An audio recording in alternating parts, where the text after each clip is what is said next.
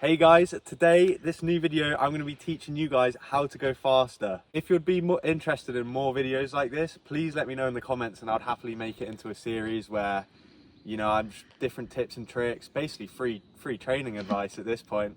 So let me know in the comments if you'd like to see that. So my goal today, by the end of the video, is to have you going faster, whether you're racing or you're just on trails with your mates and you're trying to put some distance between you and them.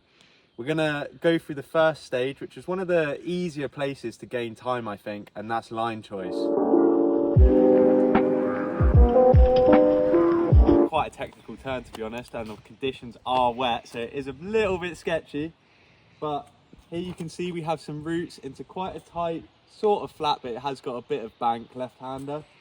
And here I can see 3 lines.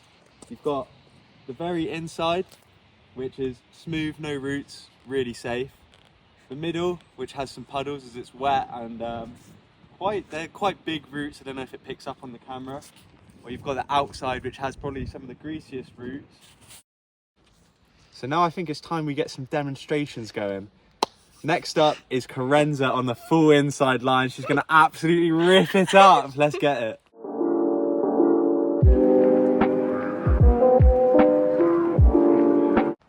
So as she's walking up, I'm just going to quickly talk you through this bit of the track if you couldn't see it.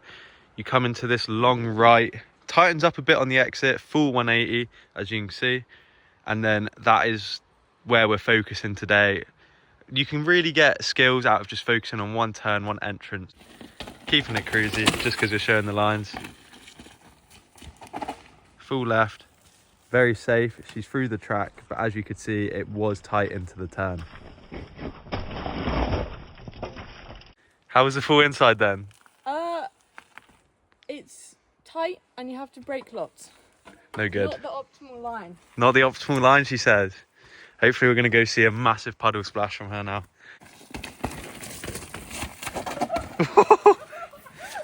There you go, you can see main line. It was a little bit, you can come in a little bit more committed, but big slippery route, puddles.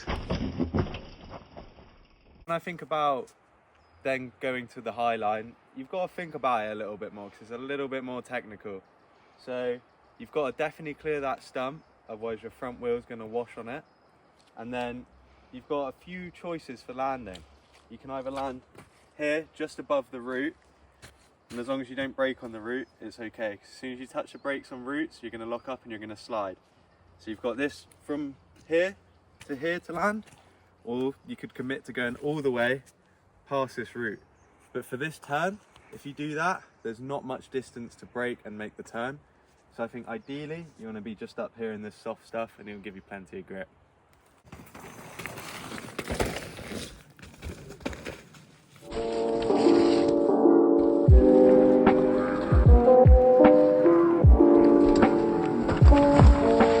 Three lines, all with different uses. Personally, I will say that wide line is the fastest line out of all 3 and the smoothest. So just by picking up that little bit there, you can save so much time, and it was quite effortless as well, to be honest. Just that effortless flow which will help you pick up speed on the trails. Prime example of the outside being the scariest line. Yep. Is this lady right here. Said that she didn't want to do it. It's too scary. She's too scared that she's going to slip. And I'm like, just commit.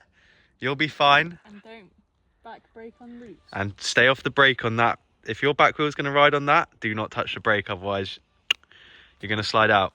So how was it? Easy. Not as scary as you thought. A lot more speed as well. Yeah. There you go. So one of the coolest things about being able to teach yourself, train your mind to pick up on lines, is you can just carry so much more flow through the trail. So when I get to a section like this, we've just exited a right hand turn and we're coming towards this left, I'm instantly seeing that there's a left hand turn down there, so I need to be setting up wide. So I'm already looking at going up to where that stump is. But then I'd also look at the puddle and I'd be like, oh, the roots are going to be slippery. Do I just, sometimes it's quicker just to go through main line and commit if it's going to be slippery up there? Or I'd be thinking I don't want to get wet and I want to go all the way on the inside and skip all the slippery roots and the puddle.